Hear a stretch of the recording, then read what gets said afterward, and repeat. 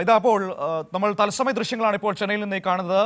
കേരള മുഖ്യമന്ത്രി പിണറായി വിജയനെ തമിഴ്നാട് മുഖ്യമന്ത്രി എം കെ സ്റ്റാലിൻ സ്വീകരിക്കുന്നു. ഒപ്പം തന്നെ കർണാടക ഉപമുഖ്യമന്ത്രി ഡി കെ ശിവകുമാറിനെ നമുക്ക് കാണാൻ വേണ്ടി കഴിയുന്നുണ്ട്. കേരള മുഖ്യമന്ത്രിയും തമിഴ്നാട് മുഖ്യമന്ത്രിയും നിൽക്കുന്നതിന് ദൃശ്യങ്ങൾ ഇപ്പോൾ പ്രേക്ഷകരെ നമ്മൾ കാണുകയാണ്.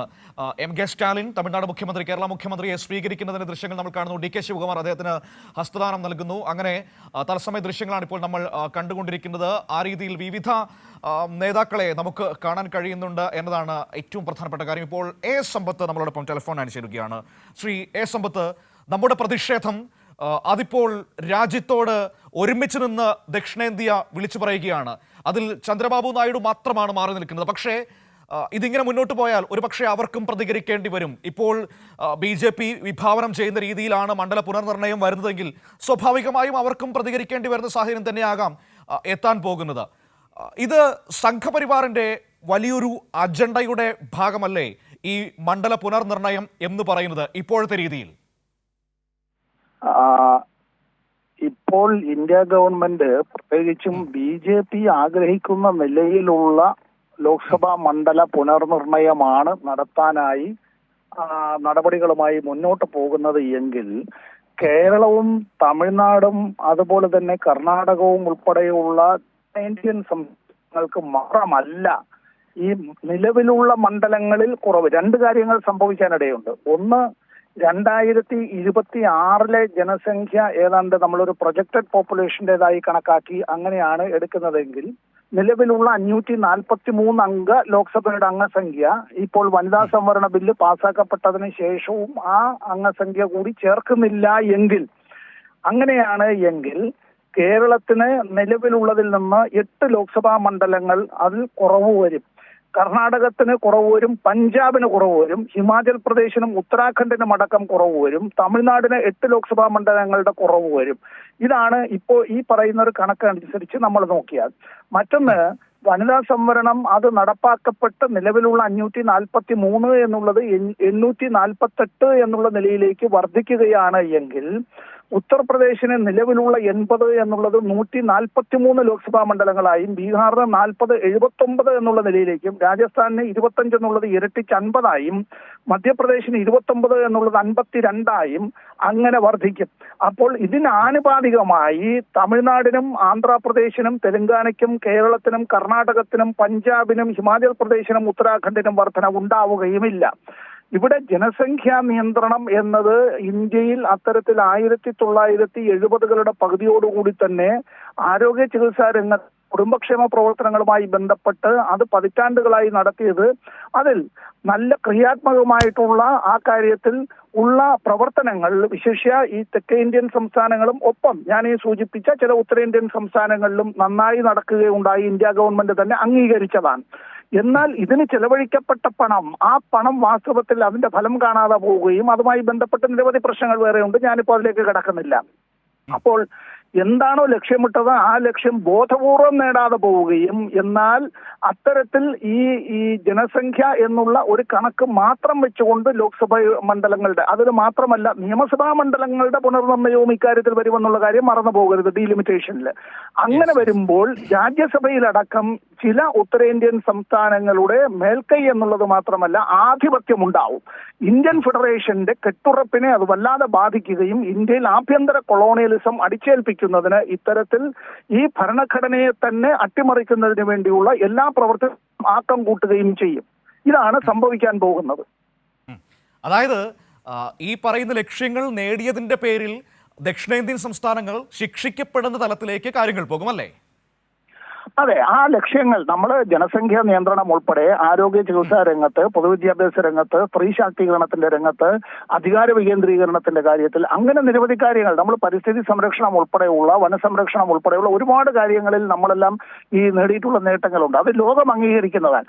നിങ്ങളുടെ നേട്ടങ്ങൾ അത് കോട്ടങ്ങളായി ഞങ്ങൾ വ്യാഖ്യാനിക്കുന്നു എന്നുള്ള നിലയിലേക്കും, എന്നാൽ ഇത്തരം കാര്യങ്ങളിൽ ബോധപൂർവം തന്നെ ഈ പറയുന്നതായിട്ടുള്ള രാജ്യത്തിന്റെ പൊതുസമ്പത്ത് ഈ വിധത്തിൽ ഈ വഴിതിരിച്ചു പോവുക, സൈഫണിങ് നടത്തുക, അക്കാര്യങ്ങളിൽ ഫലം കാണാതിരിക്കുക, വേണ്ടത്രതായ ഇടപെടൽ ഉണ്ടാകാതിരിക്കുക, അതെല്ലാം അത് ചില ആളുകളുടെ അല്ലെങ്കിൽ ചില കേന്ദ്രങ്ങളുടെ ഒക്കെ അല്ലെങ്കിൽ ചില പ്രദേശങ്ങളുടെ എല്ലാം അവരുടേതായ ആധിപത്യത്തിലേക്ക് പോവുക എന്നത് തെറ്റാണ്. CPIM ഇക്കാര്യത്തെ സംബന്ധിച്ച് പറഞ്ഞിട്ടുള്ളത്, ഡീലിമിറ്റേഷൻ ഈ ലോക്സഭാ മണ്ഡലങ്ങളുടെയും നിയമസഭാ മണ്ഡലങ്ങളുടെയും ഡീലിമിറ്റേഷൻ എന്നുള്ളത്, മണ്ഡല പുനർനിർണയം എന്നുള്ളത് ജനസംഖ്യാനുപാതികമായി മാത്രമല്ല ചെയ്യേണ്ടത്, മറ്റ് നിരവധി കാര്യങ്ങൾ കൂടി ഇക്കാര്യത്തിൽ കണക്കിലെടുക്കേണ്ടതായിട്ടുണ്ട്.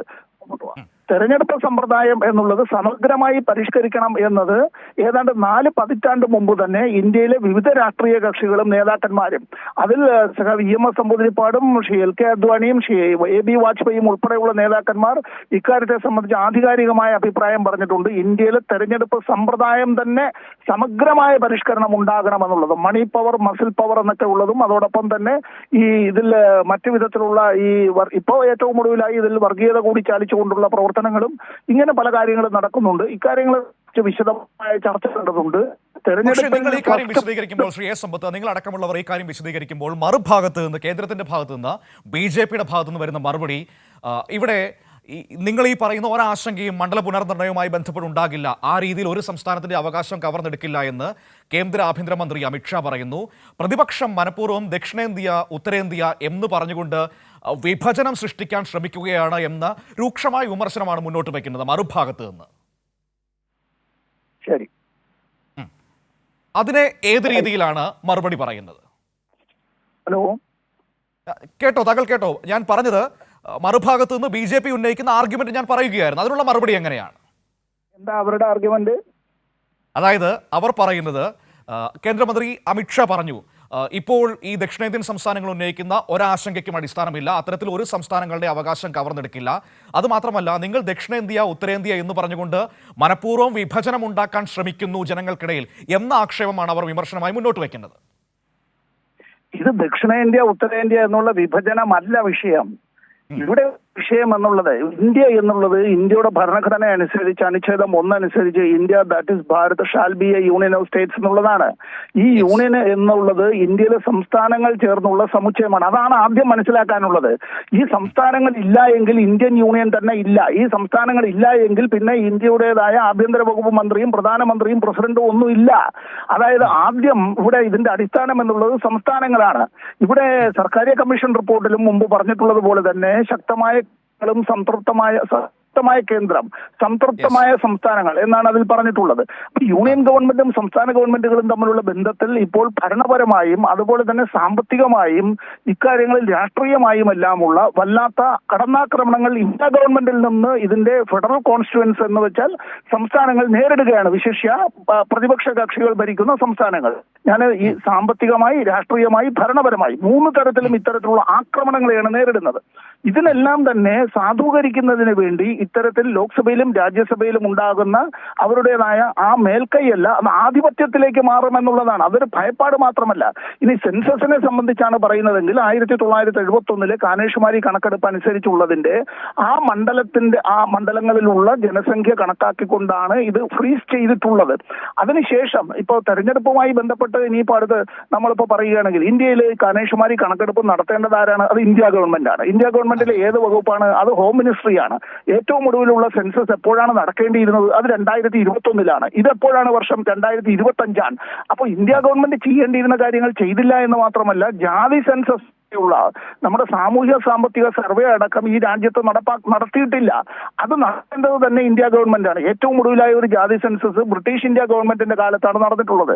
അതിനുശേഷം ഇന്ത്യയുടെ ഭരണഘടന ഭേദഗതി ചെയ്തുകൊണ്ട് നമ്മുടെ റിപ്പബ്ലിക് ആയതിനു ശേഷം പട്ടികജാതി പട്ടികവർഗ വിഭാഗത്തിൽപ്പെട്ടവർക്ക് സംവരണം ഭരണഘടനാനുസൃതമായി തന്നെ വരികയും പിന്നീട് VP സിംഗിന്റെ ഗവൺമെന്റിന്റെ കാലത്ത് മണ്ഡൽ കമ്മീഷൻ റിപ്പോർട്ട് നടപ്പാക്കപ്പെട്ടത് മറ്റ് പിന്നോക്ക വിഭാഗങ്ങൾക്കും ഭരണഘടനാനുസൃതമായി സംവരണം നൽകപ്പെടുകയും ചെയ്തപ്പോൾ പുതിയ ചോദ്യങ്ങൾ ഇപ്പോൾ ഉടലെടുക്കുകയാണ്. അത് ഉത്തരേന്ത്യയിൽ ദക്ഷിണേന്ത്യയും തമ്മിലുള്ള തർക്കം മാത്രമല്ല, ഉത്തരേന്ത്യയിൽ നിന്ന് തന്നെയുള്ള നേതാക്കന്മാർ, എന്തിന് BJPയിൽ തന്നെയുള്ള പല നേതാക്കന്മാരും ഇത് സംബന്ധിച്ചുള്ള ചോദ്യങ്ങൾ ഉന്നയിക്കുകയാണ്. ഭരണഘടനയിൽ അങ്ങനെയാണ് എങ്കിൽ മറ്റ് പിന്നോക്ക വിഭാഗങ്ങൾക്ക് അങ്ങനെ നിഷ്കർഷിച്ചിട്ടുള്ളതായിട്ടുള്ള അവരുടെ അവകാശങ്ങൾ ഇപ്പറയുന്നതായിട്ടുള്ള രാഷ്ട്രീയ അധികാരത്തിലും പ്രതിഫലിക്കേണ്ടതില്ലേ എന്ന്. അതുകൊണ്ടാണ് ഞാൻ പറഞ്ഞത്, ഇന്ത്യയുടെ തെരഞ്ഞെടുപ്പ് സമ്പ്രദായത്തെ സംബന്ധിച്ച് സമൂലമായ പരിഷ്കരണത്തിനായിട്ടുള്ള സമഗ്രമായ എല്ലാ രാഷ്ട്രീയ കക്ഷികളുമായും സംസ്ഥാന സർക്കാരുകളുമായും ഇതുമായി ുള്ള മറ്റ് കേന്ദ്രങ്ങളുമായും നടത്തേണ്ടതുണ്ട്. അതിനാണ് ഇന്ത്യ ഗവൺമെന്റ് തയ്യാറാകേണ്ടത്. അല്ലാതെ ചർച്ച കൂടാതെ പലപ്പോഴും ബില്ലുകൾ പാസ്സാക്കി എടുത്തുകൊണ്ട് പോവുക, ഞങ്ങൾക്ക് ഭൂരിപക്ഷമുണ്ട് അതുകൊണ്ടാണ് ഞങ്ങളിത് ചെയ്യുന്നത്